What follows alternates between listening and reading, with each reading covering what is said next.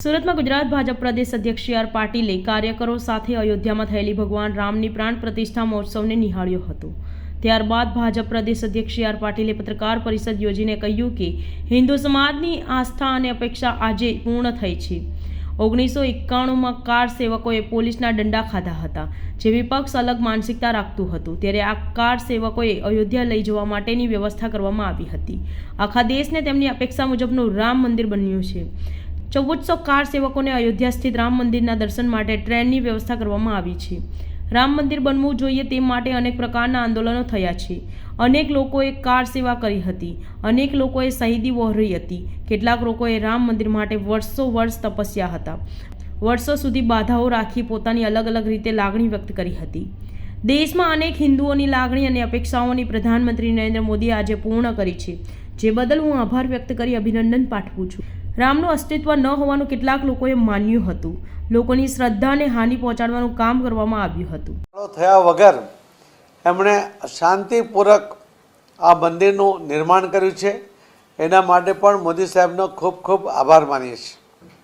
જે રીતે આપણે માનીએ છીએ આપણા શ્રદ્ધામાં કે ભગવાન રામ એ ભગવાન તો હતા જ, પણ સાથે સાથે અયોધ્યાના રાજા પણ હતા।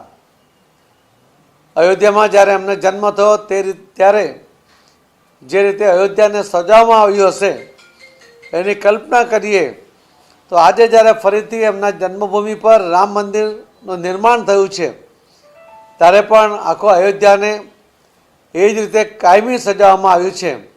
આખા દેશના લોકોની જે અપેક્ષા છે કે અયોધ્યા નગરી કેવી હોવી જોઈએ એના કલ્પના કરતાં પણ સરસ રીતે અયોધ્યાને ડેવલપ કરવામાં આવ્યું છે।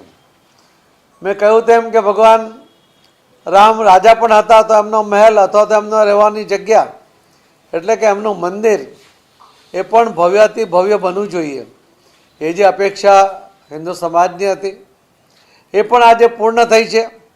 આખા દુનિયામાં બનેલા મંદિરોમાં શ્રેષ્ઠ મંદિરો પૈકીનું આ એક મંદિર એનું નિર્માણ થયું છે અને કદાચ સૌથી વધુ શ્રદ્ધા રાખવાવાળા લોકો તમને આ મંદિર માટે જોવા મળશે।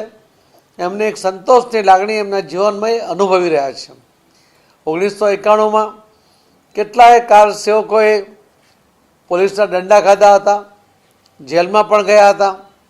વિપક્ષી પાર્ટીઓ કે જે ભગવાન રામમાં શ્રદ્ધા રાખતી નહોતી એવા લોકોના જુલમો પણ સહન કર્યા હતા। આજે એમની આતરડી ઠરી છે, એમને પણ એમના જીવતા જેવું રામ મંદિર બનવાને કારણે એમનો એક સંતોષની લાગણી સાથે એમનો જીવનનો ધ્યેય પૂરો થયો છે, એ પ્રકારની લાગણી એવો પણ વ્યક્ત કરી રહ્યા છે।